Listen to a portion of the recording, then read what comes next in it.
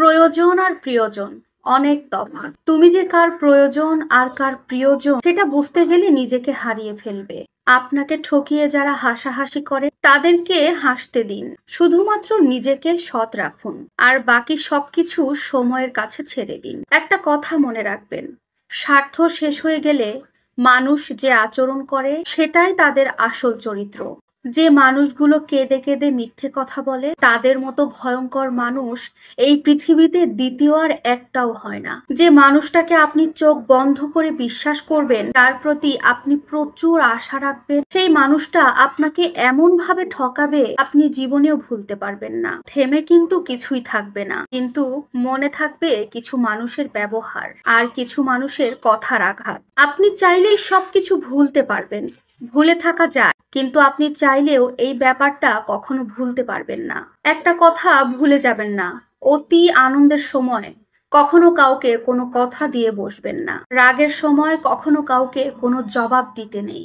আর আপনার দুঃখের সময় কখনো কোনো সিদ্ধান্ত নিতে নেই। আপনার জীবনে সবচাইতে বড় শত্রু তো সেই, আপনার জীবনের সবচাইতে আপন ব্যক্তি তো সেই, যে আপন সেজে আপনার হৃদয়ে জায়গা নেয়, তারপরে এমন ভাবে আঘাত করে যে ব্যথা আপনার হৃদয়ে চিরকাল থেকে যাবে। এই সমাজের সবাই ব্যস্ত, কেউ কাজ নিয়ে ব্যস্ত তো কেউ কষ্ট নিয়ে ব্যস্ত, কিন্তু মনে রেখো, একটু মানবতা, একটু ভালোবাসা, একটুখানি মনোযোগ, এই তিনটে জিনিস একটা মানুষকে নতুন করে বাঁচার সাহস দেয়। যদি কখনো কারোর পাশে থাকার সুযোগ পাও তাহলে তাকে বোঝার চেষ্টা করো। অনেকেই আছে জানো তো, সবসময় মুখে হাসবে কিন্তু ভেতরে ভেতরে অনেক কিছু চেপে রাখে।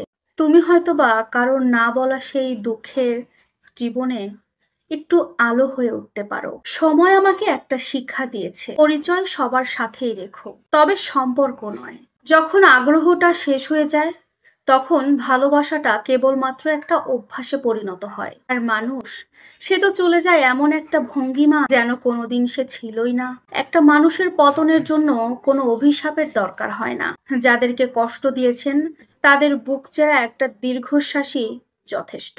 ভালো মানুষরা সব সময় ঠকে, কারণ তারা সবাইকে নিজের মতো করে ভাবে আর অন্যরা প্রয়োজনে মাত্র ব্যবহার করে। কর্মফল কখনো মানুষকে ঠকায় না, যদি সেটা সৎ পথে হয়। তবে এটা নিশ্চিত থেকো, তোমাকে ঠকতেই হবে যদি তোমার কর্মে কারো মন ভাঙে। জুতো আর মানুষ যদি আপনাকে কষ্ট দেয় তাহলে বুঝে নিবেন এই দুইটা জিনিস আপনার সাইজের নয়।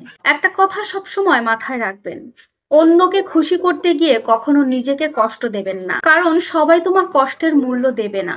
একটা মানুষের সব থেকে বড় সম্পদ হচ্ছে তার নিজের আত্মসম্মান। এই একটা সম্মান যদি একবার নষ্ট হয়ে যায় তাহলে আর কিছুই থাকে না।